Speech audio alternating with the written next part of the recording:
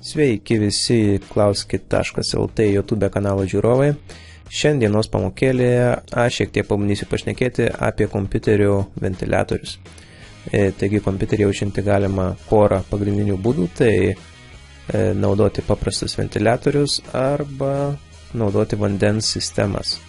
Šį kartą aš šnekėsiu apie paprasčiausią būdą, tai tiesiog paprastą ventiliatorių, kuris pučia orą. Taigi kompiuterio ventiliatorių yra įvairių dydžių, populiariausiai yra 80, 92, 120 ir 140 mm.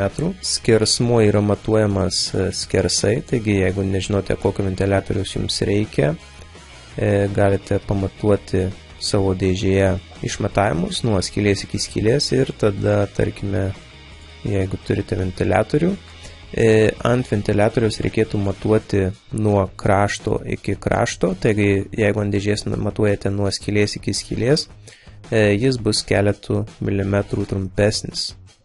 Kiek ventiliatorių jūs turėsite savo kompiuterio dėžėje, šiuo atveju aš kalbu apie dėžės, stacionarius kompiuterius, yra jūsų reikalas, žinoma, kuo daugiau ventiliatorių, tuo daugiau triukšmo bus ir galite turėti daugiau problemų su dulkėmis, nes bus paimama daugiau oro iš aplinkos ir su tuo oro, žinoma, kartu bus įpučiama ir šiek tiek dulkių. Taigi naudokite filtrus ant paėmimo ventiliatorių. Kaip žinoti, kuri pusė yra paėmimas, kur išmetimas, yra labai paprasta.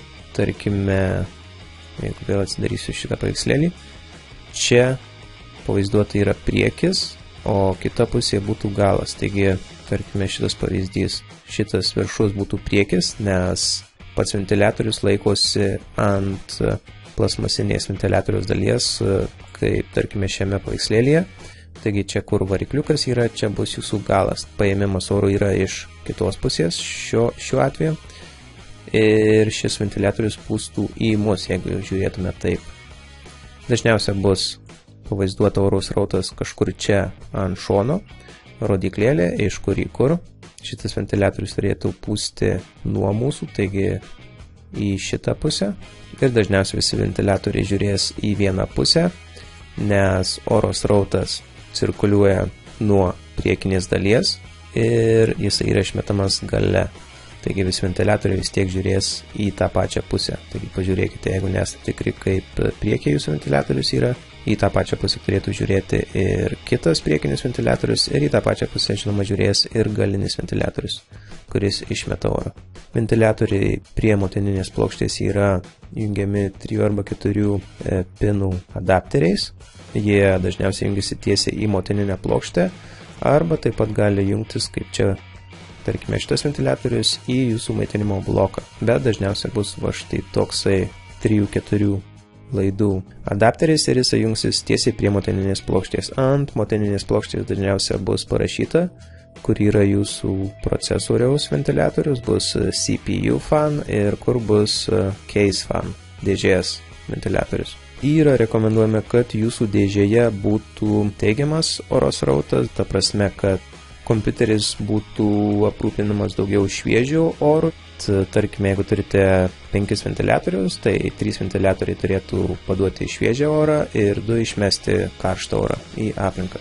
Taigi daugiau įeinančio oro į jūsų dėžę yra teigiamas oro srautas, daugiau išeinančio neigiamas. Ir mes norime turėti šiek tiek didesnį teigiamą oro srautą. Taip pat ventiliatorių yra įvairių tipų. Dažniausia parduotuvėse jūs matysite sleeve bearing, tai yra guolio tipas, tas varikliukas, ant kurio sukasi pats ventiliatorius ir šių ventiliatorių negalima montuoti horizontalioje padėtyje, taigi tik tai jūs galima montuoti tik tai stačiai. Dar yra flute bearing, ball bearing ir kitokių tipų ventiliatoriai. Šiuos ventiliatorius galima montuoti ir horizontalioje padėtyje, bet jų kaina irgi šiek tiek skirsis. Kokybiškiausi kompiuterio dėžės ir procesoriaus aušinimo ventiliatoriai būtų firmos Noctua. Jeigu pirksite kinietišką, tarkime, ventiliatorių, jis gali dirbti gan garsiai ir prastai aušinti jūsų sistemą. Tad kartais verta investuoti į kokybišką daiktą.